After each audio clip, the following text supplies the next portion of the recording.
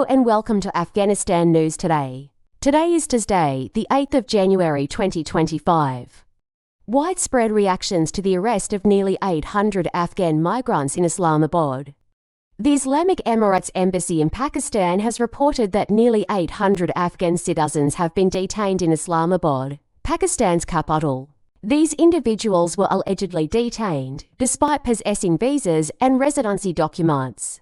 Sardar Ahmad Shakib, the acting ambassador of the Islamic Emirate in Islamabad, stated that although these citizens had the required documents, they were still arrested by Pakistani police. He mentioned that the detainees' numbers range from 700 to 800, with some individuals being taken directly from their homes and transported to facilities where they were deported or forcefully sent across the border. Afghan migrants in Pakistan have reported that Pakistani police continue to search homes day and night in search of undocumented migrants. Shireen, an Afghan migrant in Pakistan, described the situation. In our area, several women and children were brutally taken and transferred to camps. Unfortunately, one woman suffered a heart attack in the camp.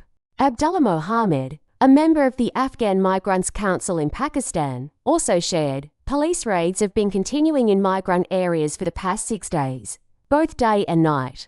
The police are coming behind the houses of migrants. In response to these developments, Human Rights Watch, the Committee to Protect Journalists, and former U.S. Special Representative for Afghanistan, Zalmay Khalilzad, have all called for the immediate cessation of the arbitrary arrests and forced deportations of Afghan migrants from Pakistan.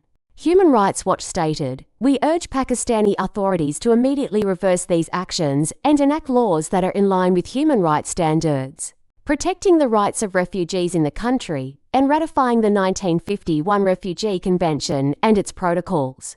Zalmay Khalilzad expressed his agreement, stating, "I agree, Pakistani authorities must stop the illegal mistreatment and deportation of Afghan refugees."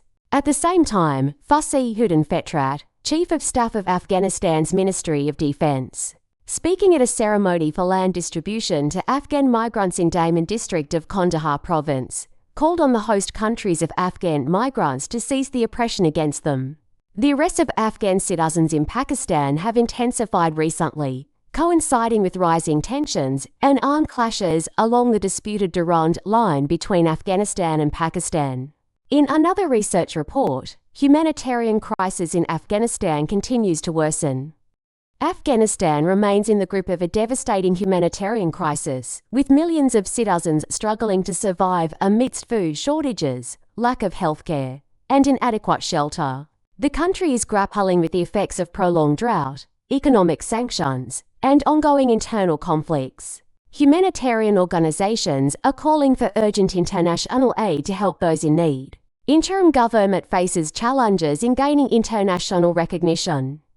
The interim government's continued rule in Afghanistan is met with skepticism and resistance from the international community. Despite their efforts to engage diplomatically, the lack of formal recognition has hindered the country's access to global financial support. Countries are primarily focusing on humanitarian assistance and counter-terrorism efforts, while waiting for progress on governance and human rights. Growing security concerns as interim government clashes with ISIS-K.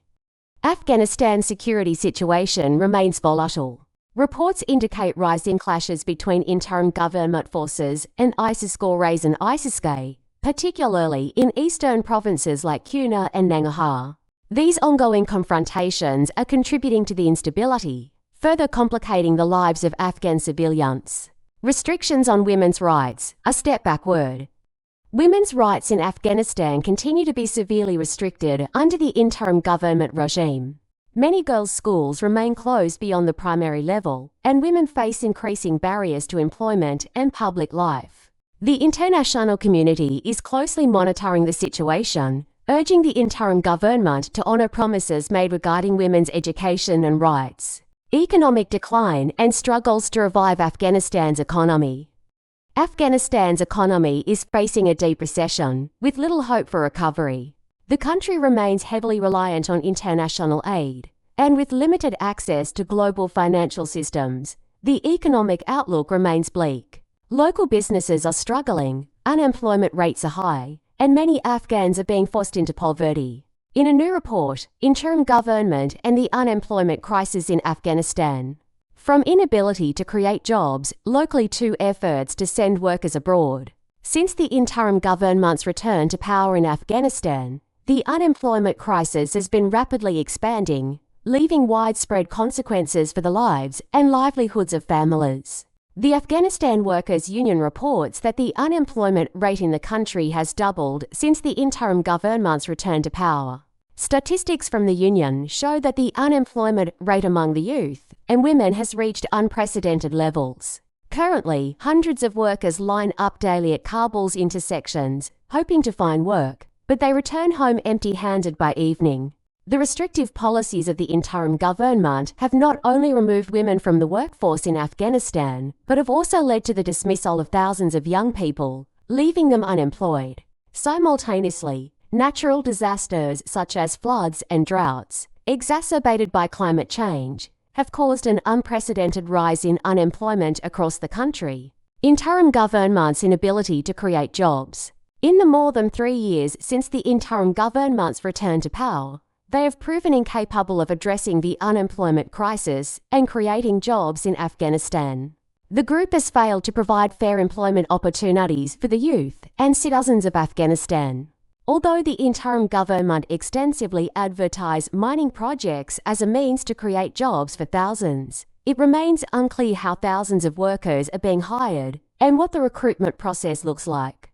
Two key facts emerge from this situation. First, it appears that the promised jobs in the mining sector have not materialized, and the interim government's figures are likely inflated for promotional purposes. Second, the interim government is suspected of hiring members of their own families and close associates to prevent the exposure of deals related to Afghanistan's resources. On the other hand, the interim government's Ministry of Labour and Social Affairs has stated that it is working to address unemployment by providing vocational training to workers, with the goal of creating job opportunities.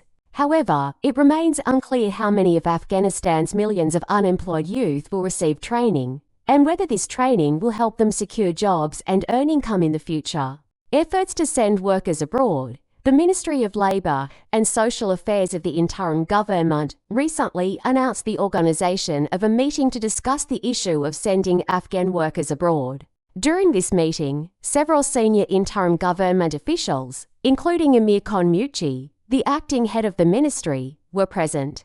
The ministry has stated that the meeting focused on coordinating the process of sending workers abroad and streamlining the necessary procedures to facilitate Afghan workers in foreign countries.